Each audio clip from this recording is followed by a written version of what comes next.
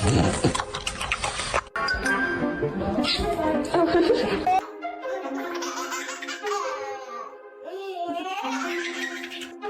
he going to deliver sweet? Excuse me. Nala. Are you doing dishes?